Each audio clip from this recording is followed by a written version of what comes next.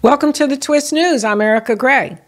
DW has made a couple of documentaries about Russian gas, about Gazprom, and how Vladimir Putin is weaponizing gas. And when you look at the documentary, you're like, oh my goodness, he's weaponizing Russian gas. Like, who does this? Like, nobody does this. That's why I'm doing this broadcast today. But the truth is that every leading empire weaponizes their strongest asset. So Russia has gas and the United States has its dollar. We have a long list of sanctioned countries. We've sanctioned Russia to death. We came out with a new law to sanction more.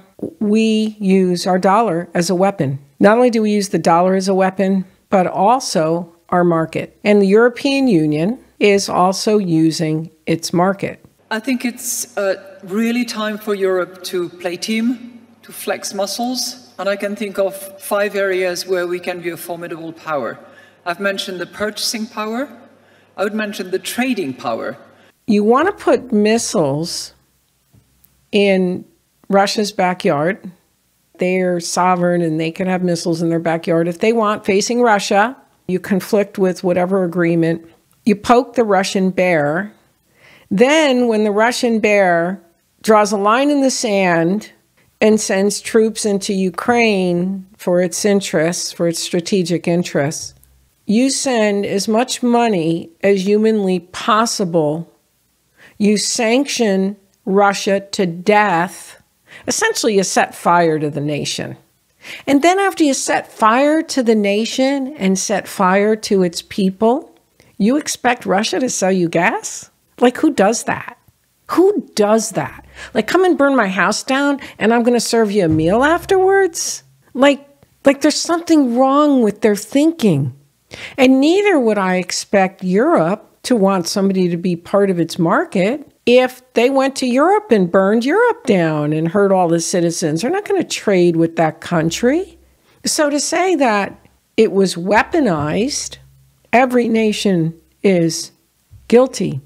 The United States, instead of just using our market like most countries do, like Europe or Russia with its gas, we sanction and we attempt to impoverish the nations and totally destroy them to get them to yield and to get the leader. And it's not worked that way. Like, nobody yields. Instead, they've all joined the BRIC nations and they're like whittling away at our dollar. That's the result. So back to the broadcast by DW, it's misleading. And so what does the US dollar, the European market, and a Russian gas have in common? They're all the same. It's all the same. Everybody does it. Nobody's going to trade with you if you burn down their house. It's just the way it is.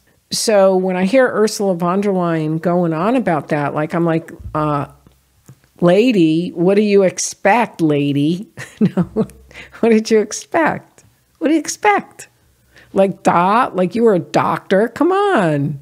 You're smart. You're a smart lady. Come on, you got to know that once you started throwing in all those tons of money and you're killing Russians in the Donbass as a result because of all the money you're giving these Ukrainian soldiers, you think Russia's going to give you gas? Duh. So anyway, so much for DWs. They probably put a lot of time in that documentary. And matter of fact, they not only put a lot of time in it, but they gave it even another title. They were going to really get mileage out of that. And it's really misinformation because each of the nations do that. So hope you found this informative. Be sure to check out my Amazon store for various products from around the world and the books of the guests that are on the show.